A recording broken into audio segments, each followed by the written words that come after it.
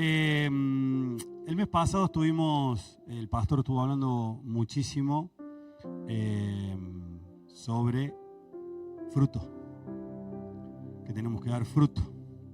Se habló sobre árboles y bueno, todo relacionado al tema de fruto. Y hace de julio, más o menos, que el Señor me venía hablando del tema de un entrenamiento, pero del fruto. ¿Sí? Por eso le puse a entrenar, porque considero que el fruto hay que entrenarlo. ¿Y qué fruto estamos hablando? El fruto del Espíritu Santo. ¿Sí?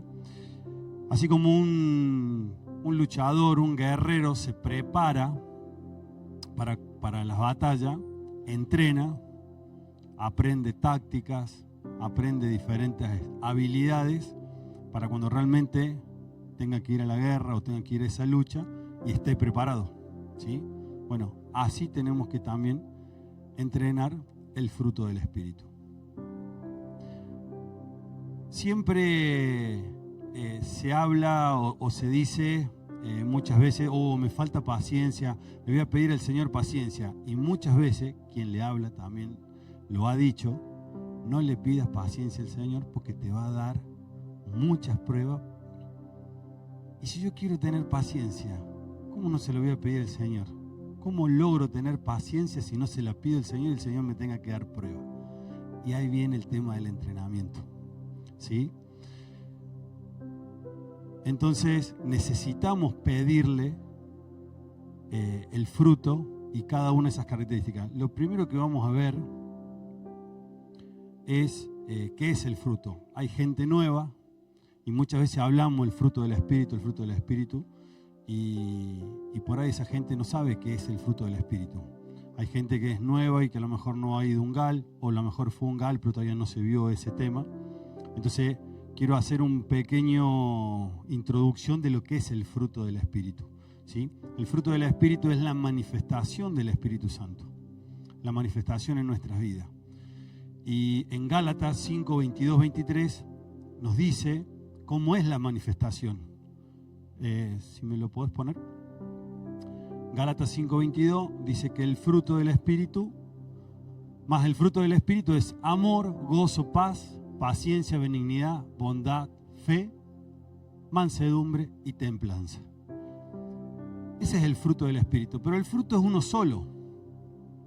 Esas son características del fruto. Es lo mismo que una manzana.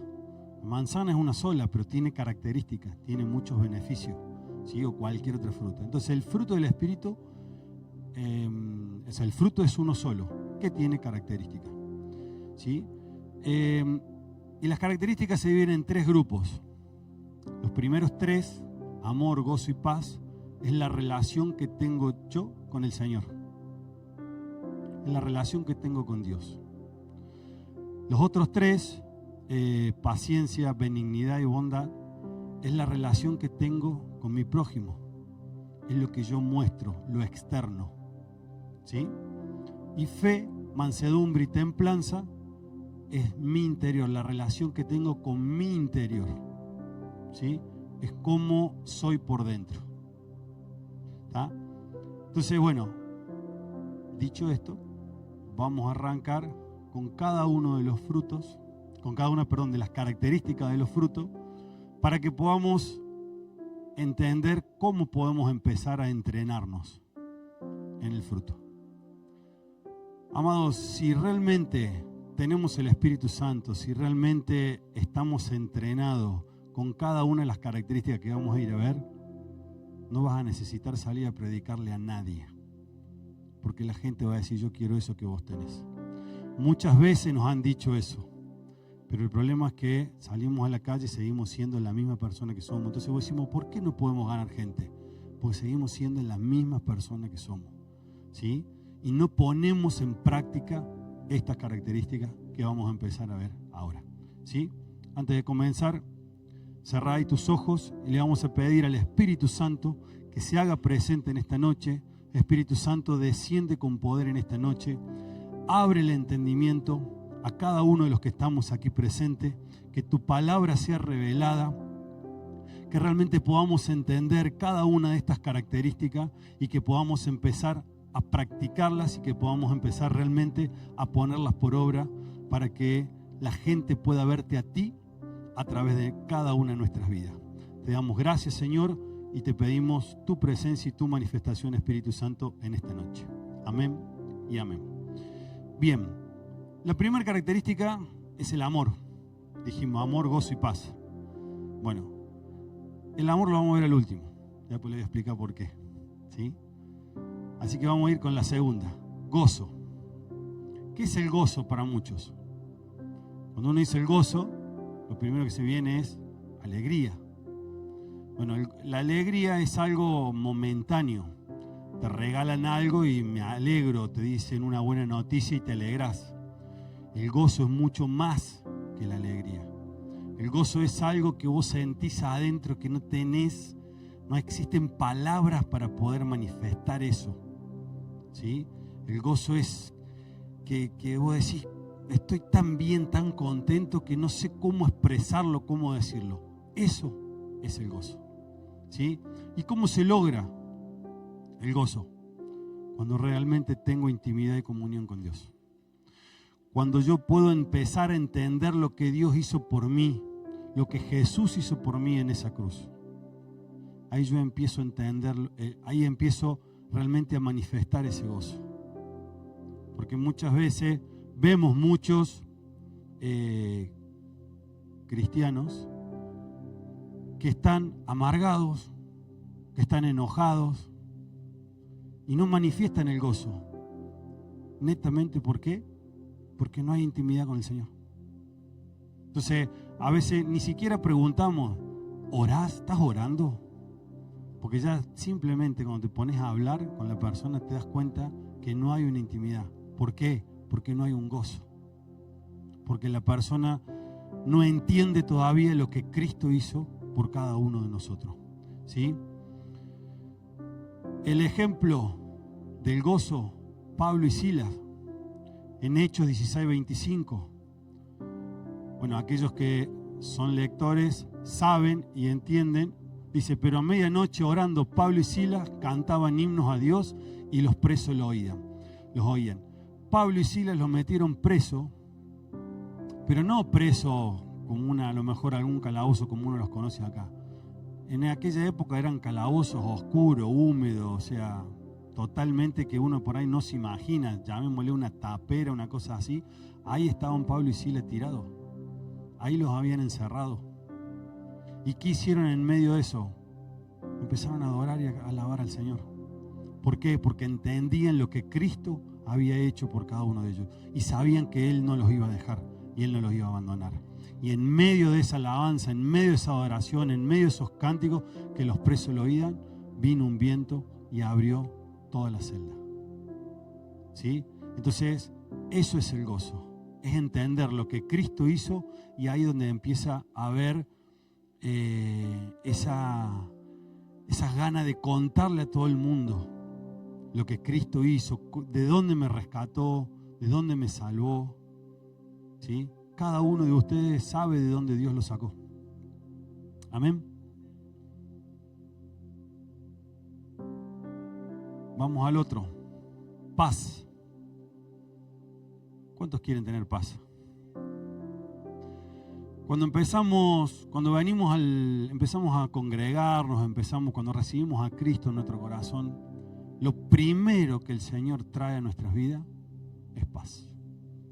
Cuando realmente yo lo recibo en mi corazón, lo primero que trae es paz. Puedes tener la casa que se está incendiando, pero lo primero que el Señor trae a tu vida es paz. ¿Sí? Y la paz es, después uno la empieza a trabajar, pero es aceptar las diferencias del otro. En un matrimonio, para que en la casa haya paz, tengo que aceptar que mi esposa no es como yo. Y ella tiene que aceptar que yo no soy como ella. Ella fue criada de una manera, yo fui criado de otra manera diferente, entonces nunca va a poder pensar como pienso yo, ni yo voy a poder pensar como piensa ella. ¿Sí? Entonces ahí empieza ahí tenemos que empezar a aceptar las diferencias del otro. Escuchar. Hay matrimonios que no se escuchan, ¿sí?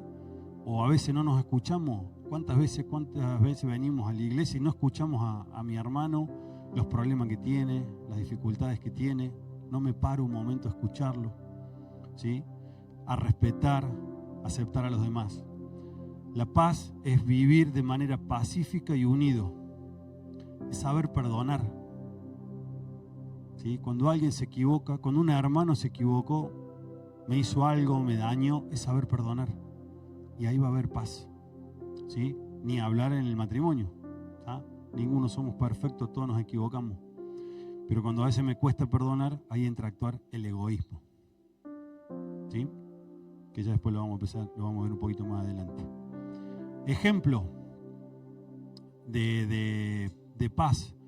Isaac iba y abría pozos de agua que había abierto en su momento Abraham. Abría pozos de agua y venían el pueblo y empezaba a altercar con ellos. ¿Y qué es lo que hacía? En vez de pelear, en vez de luchar, listo, quédatelo. Se iba más adelante y había otro pozo de agua. Pero como la bendición de Dios estaba con él, donde él abría un pozo, salía agua. Fue y abrió un segundo, vuelta otro altercado más. Déjalo, y se fue a otro lado. Entonces lo que menos buscaba era tener guerra, ¿sí? Entonces ese es un buen ejemplo de paz. Proverbios 3, 23 al 26. Entonces andarás por tu camino confiadamente y tu pie no tropezará. Cuando te acuestes no tendrás temor, sino que te acostarás y tu sueño será grato. Eso es tener paz. No tendrás temor de pavor repentino, ni de la ruina de los impíos cuando viniere. Porque Jehová será tu confianza y Él preservará tu pie de quedar preso. Eso es caminar en paz. Eso es realmente tener la presencia de Dios. Esos dos, ya vamos a ver el amor, pero esos dos hablan de la intimidad con el Señor, ¿sí? Entonces, si yo quiero tener paz, tengo que tener intimidad, tengo que tener oración, tengo que tener comunión con Él. Lo mismo si quiero tener gozo, si realmente mi vida tiene que ser un gozo pleno. Ahora vamos a la relación con el resto. Paciencia. ¿Cuánto le falta paciencia? No, yo siempre le digo a mi señora, paciencia es mi segundo nombre. Paciencia, tolerancia, ¿sí? Esta característica del fruto es la que nos moldea. Esta característica es la que realmente nos moldea. Acá se ve realmente nuestra fe, nuestra confianza en Dios, nuestra confianza de su amor, ¿sí? Si no tenemos paciencia, no hay fe, ¿sí? No espero el proceso, porque como un agricultor, ya después lo vamos a leer, espera el proceso, siembra y no dice mañana ya tengo. No, hay que esperar pacientemente a que la planta nazca y dé su fruto, ¿sí? Pero muchas veces el egoísmo nos empieza a ganar y quiero las cosas ya, rápido. No, hay todo un proceso, ¿sí? Entonces, aquellos que les falta paciencia, pídansela a Dios. Que les dé diferentes pruebas para empezar a ejercitar la paciencia. No van a ser pruebas súper grandes, pero en la medida que empecemos a practicar la paciencia, cada vez van a venir algunas pruebas grandes. Y algún día, pero van a ser pruebas que Dios le va a ir poniendo. Pero algún día se va a levantar el enemigo, porque saben que el enemigo no se queda quieto. Algún día se va a levantar y ahí realmente vamos a ver quiénes fueron ejercitados en la paciencia y quiénes no. Amén. Romanos, bueno, ejemplo, José. ¿Cuántos saben la vida de José? Todo lo que pasó José para recién llegar a Egipto y poder ser la mano derecha de Faraón. Fue vendido por sus hermanos, fue encarcelado, la mujer del Faraón lo quiso agarrar, seducir, lo metieron preso. Bueno, pasó un montón de cosas para recién después que Dios lo subiera y que fuera la mano derecha. Y a través de él salvó su familia, y a través de él fue donde empezó a crecer el pueblo de Israel, a través de José. ¿Sí? Porque saben que el pueblo de Israel nació en Egipto. Ahí fue donde se multiplicó. Romanos 5, 3 al 5. Y no solo esto, sino que también nos gloriamos en las tribulaciones, sabiendo que la tribulación produce paciencia. Y la paciencia, prueba. Y la prueba, esperanza. Y la esperanza no avergüenza, porque el amor de Dios ha sido derramado en nuestros corazones por el Espíritu Santo que nos fue dado. Romanos 15, 4 y 5. Todo esto habla de la paciencia. Porque las cosas que se escribieron antes para nuestra enseñanza se escribieron a fin de que por la paciencia y la consolación de las Escrituras tengamos esperanza. Pero el Dios de la paciencia y de la consolación os dé entre vosotros mismos sentir según Cristo Jesús. Pero el Dios de la paciencia, el Señor es paciente. Si el Señor no fuera paciente, no estaríamos más acá. No estaríamos más ninguno acá. Entonces el Señor es paciente y Él quiere que nosotros entrenemos esa paciencia. ¿Sí? Santiago 5, 7 al 8. Dice, por tanto, hermanos, tened paciencia hasta la venida del Señor. Mirad cómo el labrador espera el precioso fruto de la tierra, aguardando con paciencia hasta que reciba la lluvia temprana y la tardía. Tened también vosotros paciencia y afirmad vuestros corazones, porque la venida del Señor está cerca. ¿Sí? Entonces, no tengas miedo de pedirle paciencia al Señor, porque es una característica del fruto y hay que pedírsela. ¿Sí? Otra característica, benignidad. Dice, tender a lo bueno, generoso, una persona calma. El otro día veíamos con mi señora que lamentablemente esta palabra se está perdiendo muchísimo. Hay estudios, no estudios, sino pruebas sociales donde realmente se ve la maldad de la gente. Gente que viene caminando y a lo mejor se le cae lo que viene trayendo y la gente pasa al lado, lo mira y es muy raro que alguno se agache a ayudarlo. Gente que a lo mejor se les cae la billetera y viene otro y la pisa como para que no la vea o se para adelante. No sé si habrán visto también alguna pareja donde se ponen a discutir el hombre y empezar a agredirla verbalmente a ver si alguno salta y la gente los mira de lejos, es más, hasta por ahí se corren y los dejan allá. Esa falta de empatía, eso es una falta de benignidad, de lo bueno, ¿sí? Entonces es algo que tenemos que empezar a practicarlo, ¿sí? A ver al otro, dar un abrazo a quien lo necesita, escuchar a alguien. He visto en las redes gente, eso para mí lo hacen en ciudades, donde ponen una mesita, ponen un cartel escrito a mano, dice, si necesitas un abrazo que no estás bien, yo te lo doy. Y viene un montón de gente a buscar simplemente un abrazo de una persona que no la conoce. ¿Cuánto más al que tenés al lado? ¿Cuánto más en tu casa? ¿Cuánto hace que no le das un abrazo, pero un buen abrazo a tu esposo, a tu esposa? ¿Cuánto hace que no le das un buen abrazo a tus hijos y le decís que los amás? ¿Sí? Otra de las cosas de benignidad que también anoté acá para que practiquemos, cuidar el medio ambiente. Cosa que nos pone en la nuca con mis señores cuando venís manejando y ves los autos que abren la ventanilla y tiran los papelitos. O gente que va caminando, pónganse a pensar, o sea, todo lo que estamos hablando, todo a cada uno les va a ir tocando diferentes cosas. Venís caminando, te compraste un caramelo, un alfajor, ¿qué haces con los papelitos? ¿Lo tirás al piso? ¿O lo guardás en la cartera, en el bolsillo y después lo tirás en tu casa? ¿Sí? Entonces, cuidar el medio ambiente, cuidar donde te moves diariamente. A veces en las iglesias, lamentablemente, se levantan y alrededor del banco queda un chiquero. Papeles, cuando en lugares permiten comida, a veces se levantan y ves comida desparramada en el piso, ¿sí? Nosotros sabemos que acá hay un grupo que viene a limpiar, pero eso no nos da derecho a ensuciar por más que venga alguien a limpiar, ¿sí?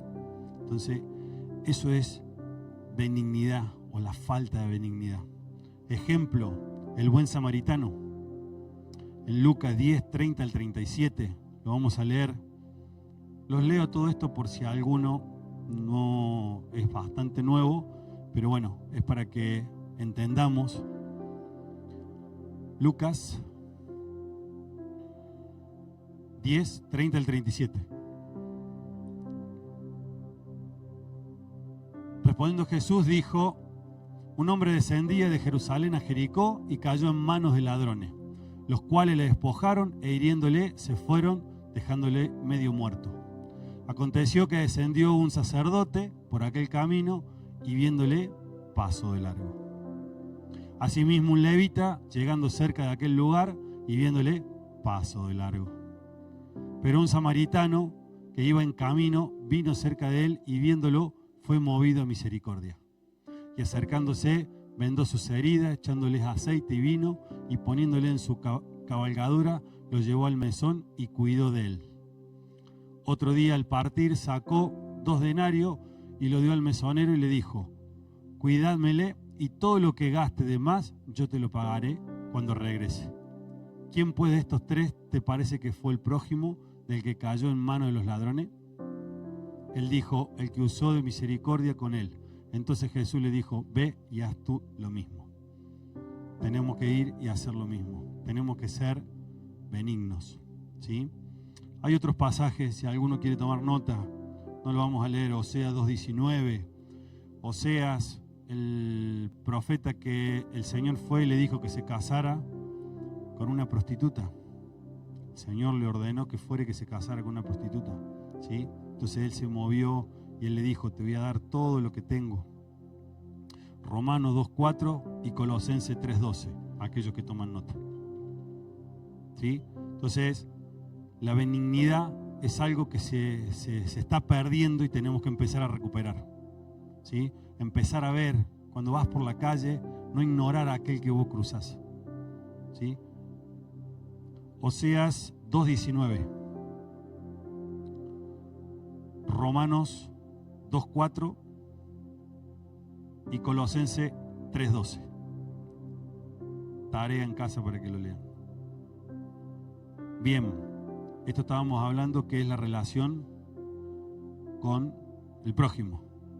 La tercera, ¿sí?, que sería el sexto, la sexta característica, pero la tercera en relación al prójimo, bondad. Es lo mismo que la benignidad, pero sumándole el amor. Porque la benignidad yo hago porque yo sé lo que tengo que hacer, yo sé que eso es bueno, pero tal vez no tengo amor. La bondad es hacer lo mismo, pero con el agregado del amor, ¿sí? Es dar sin esperar nada a cambio.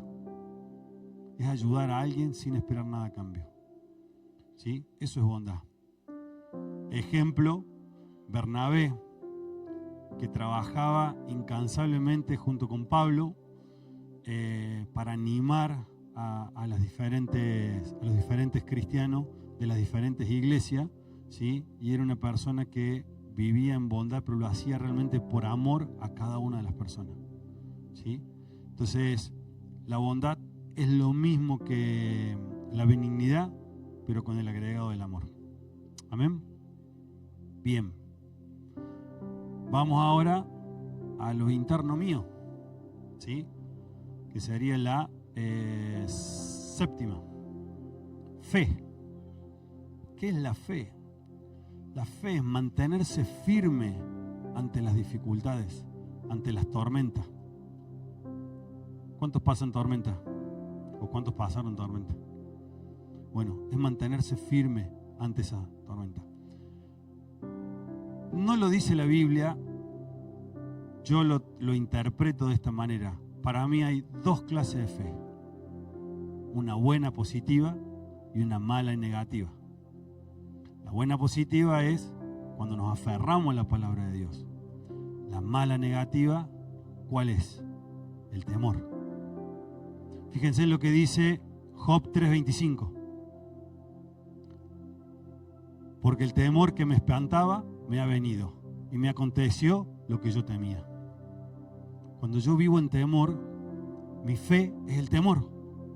Entonces yo estoy pensando permanentemente en eso y yo estoy creyendo eso y eso me va a acontecer. Por eso que digo, a través de esa palabra digo, hay una fe negativa que es el temor. ¿Sí? Entonces tenemos que aferrarnos a la palabra de Dios. La otra vuelta hablábamos con mi señora, justamente estábamos hablando del tema del temor. Vieron que el pastor muchas veces hablaba de diferentes pueblos, el eteo, el ebeo, el fereceo y bueno, todo eso. Cada uno son diferentes espíritus. Y hablamos de uno en particular con ella y decíamos, bueno, estamos orando y dice que hay que cortarle la cabeza. ¿Por qué decíamos que hay que cortarle la cabeza? Porque David tumbó al gigante, pero no lo dejó tumbado. Fue que agarró la espada y le cortó la cabeza. De esa manera no se levanta más. Entonces, si hay diferentes espíritus, diferentes cosas que se levantan en tu vida, hay que cortarle la cabeza. ¿Sí? ¿Y con qué se corta la cabeza? ¿Con qué le cortó la cabeza a David? Con la espada. ¿Y qué es la espada? La palabra.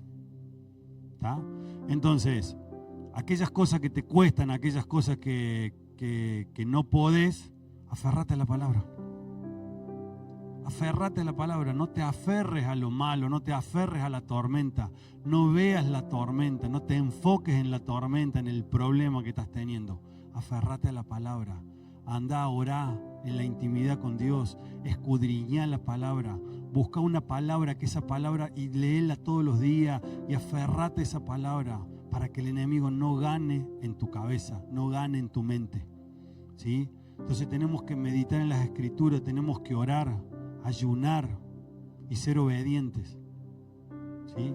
De esa manera le vas a cortar la cabeza a aquellas cosas que se levantan. ¿Sí? Enfocarnos en lo que Dios dice y no en las dificultades. Ejemplo de fe. ¿Quién es el padre de la fe? Abraham. A Abraham le dijeron, vete de tu tierra y tu parentela. ¿Qué hizo Abraham? A la tierra que te mostraré. No le dijo dónde tenía que ir. ¿Cuántos de ustedes levantarán las cosas y el Señor dice, andate de río primero? ¿A dónde? No sé. Ya después yo te voy a decir, vos salí. Y que levantamos las cosas y nos vamos. ¿A dónde? No sabemos si para allá, para allá, para allá. ¿A dónde? ¿Tá? Siempre esperamos la confirmación de la confirmación de la confirmación. Acá Abraham levantó las cosas y se fue. Después el Señor le mostró. Pero bueno, alguno puede decir, si a mí el Señor me llama que yo me vaya a río primero, yo me voy y salgo para algún lado y el Señor me guiará. Bien, está perfecto. Ahora el Señor le dijo, dame tu hijo. No estoy diciendo que el Señor te va a venir y decir, dame tu hijo. Pero a lo mejor el Señor te dice, dame eso que tanto valorás. Dame eso que tanto amás. Si el Señor te dice, dame tu auto. Si el Señor te dice, dame el sueldo cuando lo cobres completo. A ver si crees en mí y confías en mí. Abraham fue y lo hizo. Por eso es el padre de la fe. ¿Sí? Entonces ahí tenemos un buen ejemplo. Otra, mansedumbre. Mansedumbre es una fuerza interna que no se puede fingir. Es una fuerza interna que no se puede fingir. O tengo mansedumbre o no tengo mansedumbre. Es así.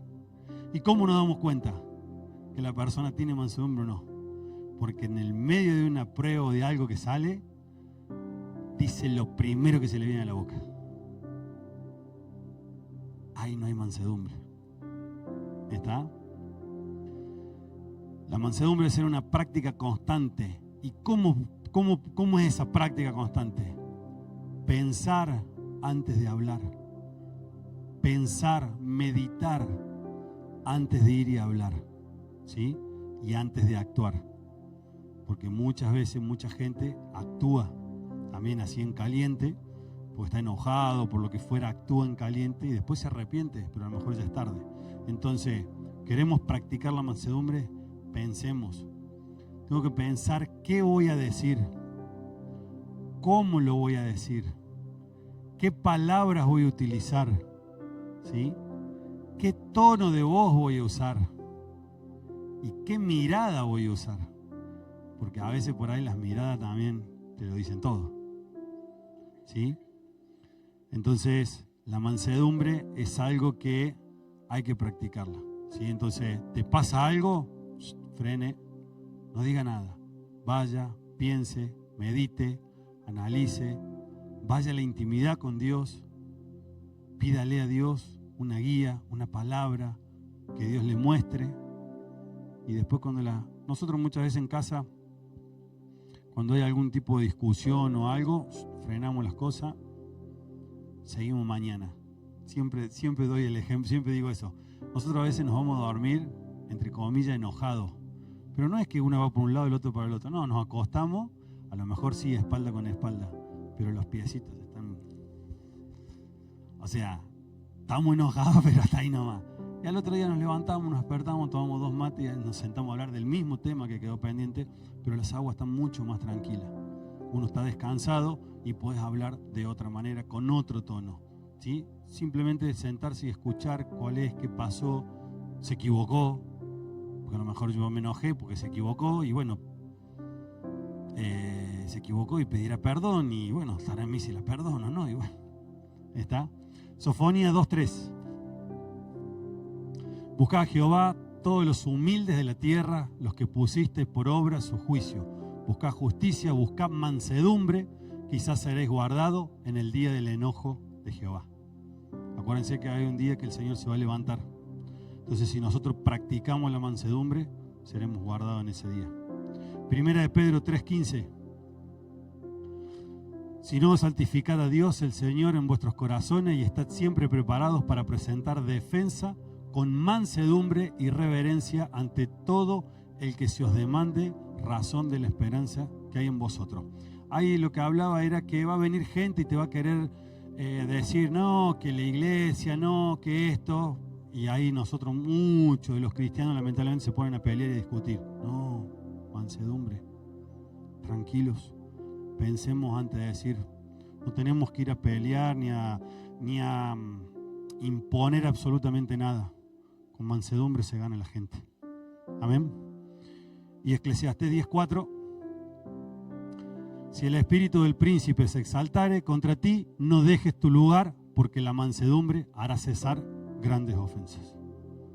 ¿Sí? Cuando una persona está enojada y yo me mantengo manso, esa persona que está enojada, baja los decibeles. ¿Sí? Bien. Templanza.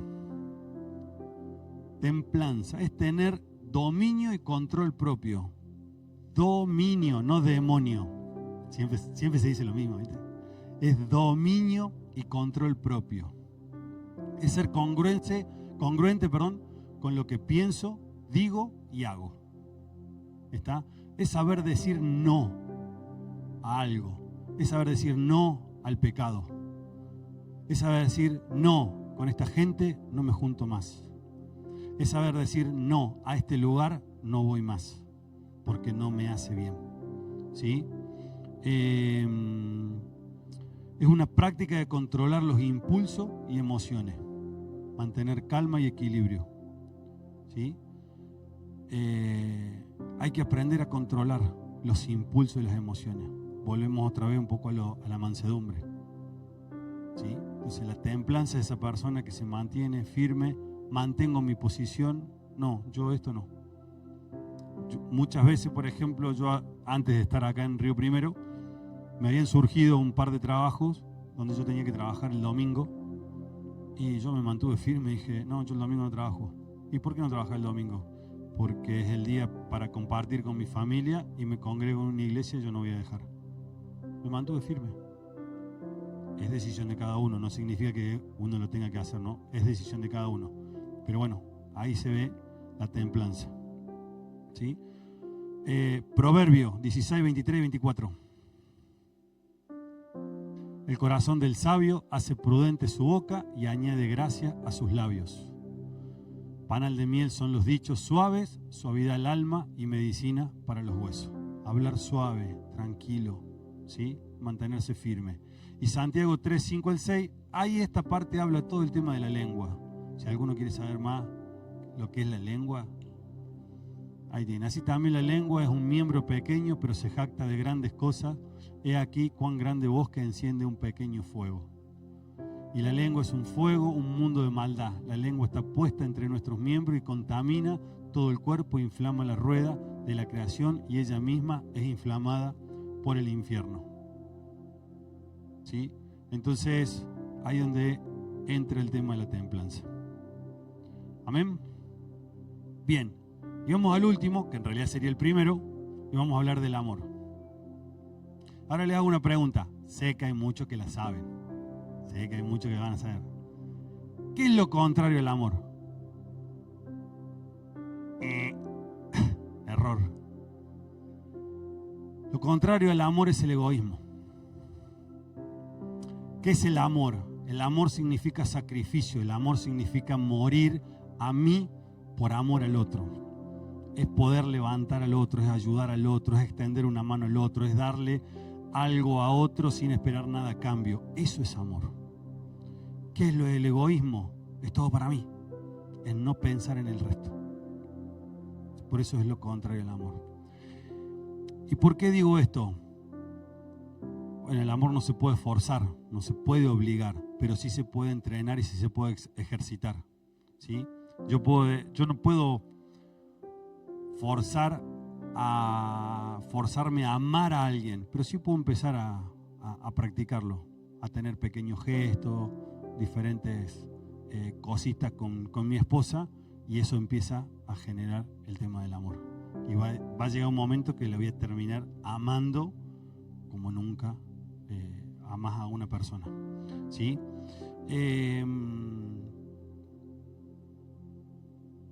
¿Por qué lo dejé al último?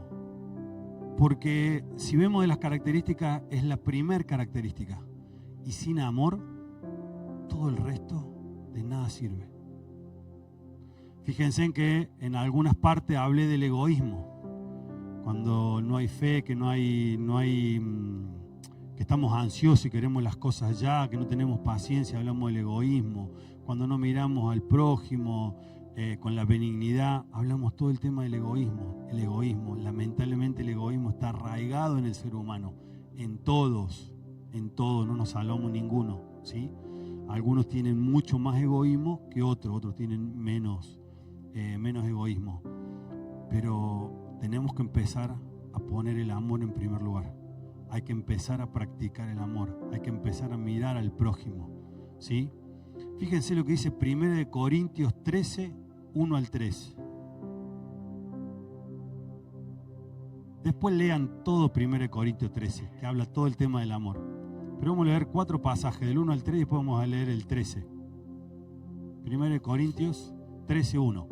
Si yo hablase lenguas humanas y angélicas y no tengo amor, vengo a ser como un metal que resuena y címbalo que retiñe.